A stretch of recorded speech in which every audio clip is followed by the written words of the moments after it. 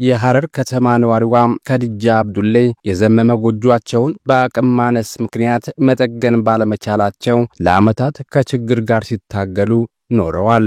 አሁን ላይ ግን በረከትን ይዞ በመጣው የክረምት በጎ ፍቃድ አገልግሎት ከነበረባቸው ችግር እንዲገላገሉ አስችሏቸዋል። ካለም ሰው ሰጥቶኝ ማናጥፍበት አጥቼ አጣጥፌ ግማሹ ፍልት ቤት አጠገባስቀም ግማሹ ቤት ውስጥ አሁን አይጡ እየቦጣጠሰብኝ ይሄን መቼ ይመጣልኛል ሰፊ ቦታ ወጣለሁ ብዬ አላሰብኩም። ብቻዬን ልጆችም ችግር ላይ ስላሳደኩ በቃ ከችግር ይወጣል መሰለኝ። በቃ ባልበላ እንኳን ጠገብኩት ለምኜ ቢመጣ ደስ ብዬ ሰላታዬን ሰግጄ ታጥቤ ሰላታዬን ብቻ ንጡ ቦታ መስገድ የራሱ ደስ ነኛል። በጣም ደስ ይለኛል። ሃይ ምን ቀረኝ? አልহামዱሊላህ በአይኔ ያየው ጎይታ ለኔ አለ መንግስታችን አላህ እርሜ ይስጠው።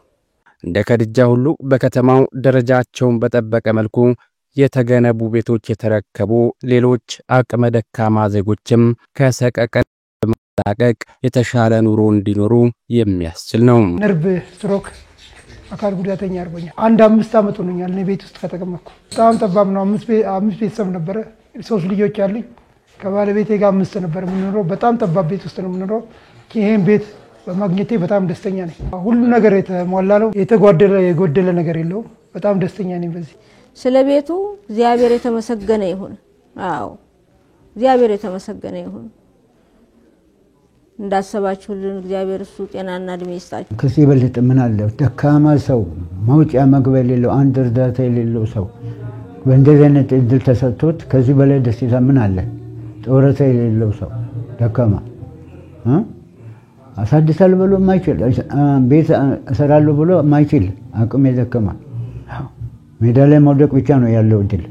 ታዲያ ከዛ እድል ወጥቶ እንደዚህ አይነት ቦታ ተዘጋጅቶለት ሲኖር ከዚህ በላይ ደስታ ምን አለ? የከተማና መሰረተ ልማት ሚኒስቴር ከሐረሪ ክልል ከተማ ልማትና ኮንስትራክሽን ቢሮ ጋር በመተባበር በክረምት በጎ ፍቃድ አገልግሎት በሐረር ከተማም በ20 ሚሊዮን ብር ወጪ ያስገነባቸውን ቤቶች ለተጠቃሚው አስረክቧል።